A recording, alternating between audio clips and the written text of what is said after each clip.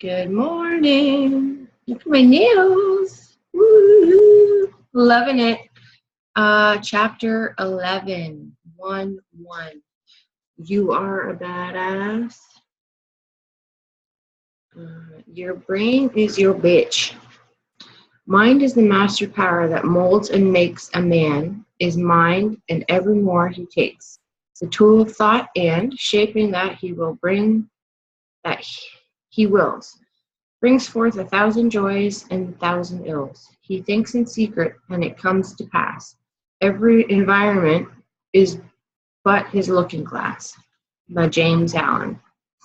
How often do you stop and notice how genius our universe is, with all its moving parts and mathematical perfection, and chemical reactions and food chains and gravity, and all the magnificent efficiency and complexity that makes it up?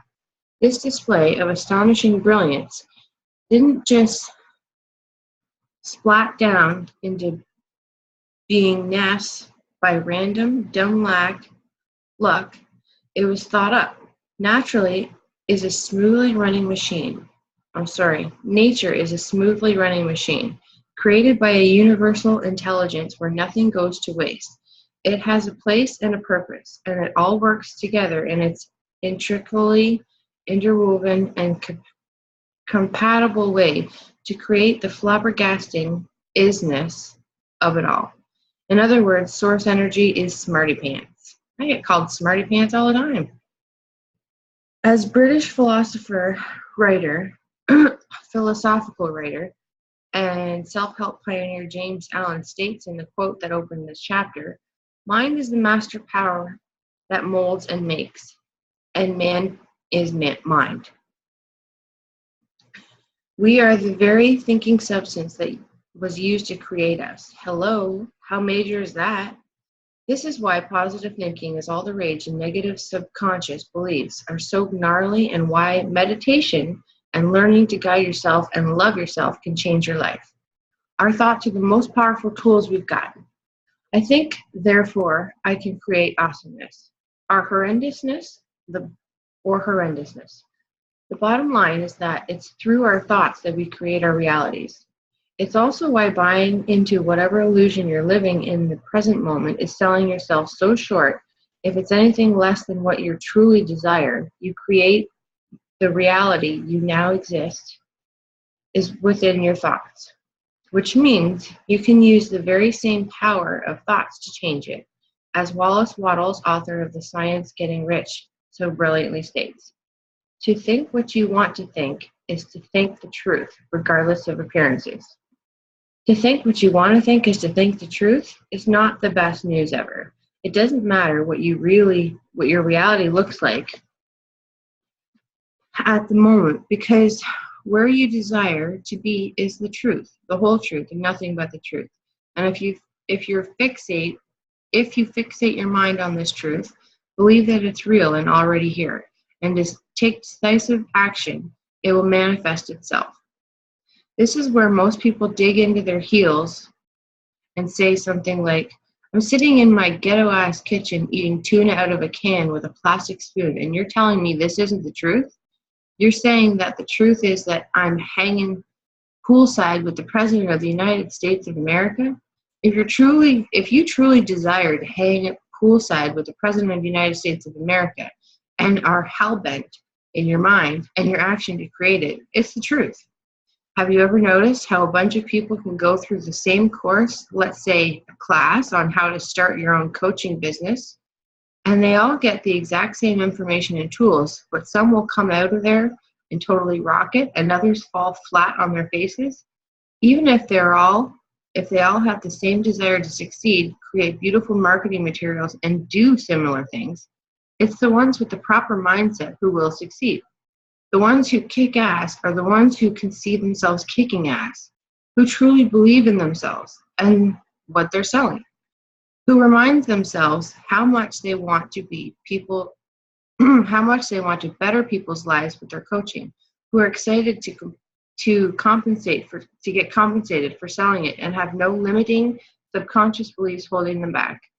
The one who feels weird or who worry that they're being pushy and annoying, or who subconsciously believes that they don't deserve it to or can't succeed, they're not going to do so good. Make some coffee. I had a late night with my peeps and I'm still up at 5 o'clock. No excuses, man, no excuses. Our thoughts and beliefs dictate your reality. So if you want to change your reality, you have to change your beliefs. The problem is that most people are real protective of their beliefs and are usually fairly crotchety. Should you suggest that perhaps there's another version of the truth? I'm bad at sales. I have terrible luck. I'm scared at flying. Marriages don't last. I have ugly feet. I'm broke. Are you calling me a liar? Do you see a hot boyfriend in my arm? No, you don't. I do. My hubby. No, you don't. You can see a cat on my lap next to my needlepoint project, but I stink at relationships. That's the truth, and that always has been the truth. And that will be your truth as long as you choose to think it. As long as you feed the beast, it shall live. The moment you have audacity to start believing in the not yet seen, your reality will begin to shift. The following is hugely important, so please pay very attention. You have to change your thinking first, and then the evidence appears. Our big mistake is that we do it the other way around. We demand to see the evidence before we believe it in the truth. Remember, everything you desire is right here, right now. You just have to shift your perception in order to see it made manifest. Okay, fine. I believe that I'm hanging poolside with the President of the United States of America. Now what? Do I just call? Or should I show up at the White House in my flip-flops with a towel around my neck? When you take the leap and believe in your not yet seen, you aren't supposed to know how to make it happen, because if you knew how, you probably would have done it already. This is about radically changing your reality. So the way you go about it is almost likely outside of your present awareness. Your job isn't to know the how, it's to know the what, and to be open to discovering and receiving the how. Keep your thoughts direct at your goal. Do everything that you do know how to do to make it happen. Decide the unwavering determination that it will happen, and be on the lookout for the opportunity. I had a client who went to Tuscany and looked at a house that was for sale while she was there. At the time, she was a bartender and a poet and could barely scrape together the money to buy a plane ticket to Italy, let alone buy a Tuscan villa. But she checked it out anyways and completely fell in love with the place. While she instantly knew her soul that it was her house. She also knew that her bank account had tumbleweeds blowing through it. But she had asked the owners to take it off the market anyways because she was going to figure out a way to buy it.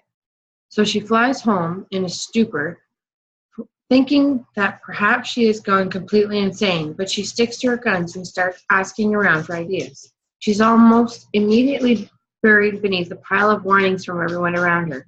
It's a huge responsibility, not to mention all the complications that come with being in another country. And the last time I checked, you don't speak Italian, nor are you a citizen, nor do you know a single thing about home ownership. And considering you can't afford to get your teeth cleaned, how are you planning on paying a mortgage? And yada, yada, yada.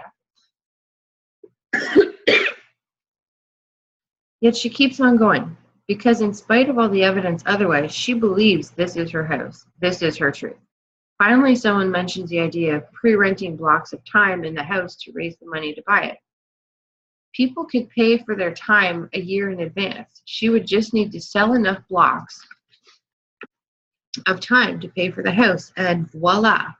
Cut to her discovery, this sort of thing is illegal, going back to the drawing board, trying a million things, discovering that it's actually not illegal, then pre-selling enough rental slots and borrowing some money, and to make a very long and uppy-downsy story short, she's owned the villa for several years and is thinking about buying another. You've got to get a handle on your thoughts if you want to change your life. As Albert Einstein so aptly noted, the world as we have created is a process of our thinking. It cannot be changed without changing our thinking. And I'm going to stop the recording now, and we will continue chapter 11 tomorrow, okay? Yeah.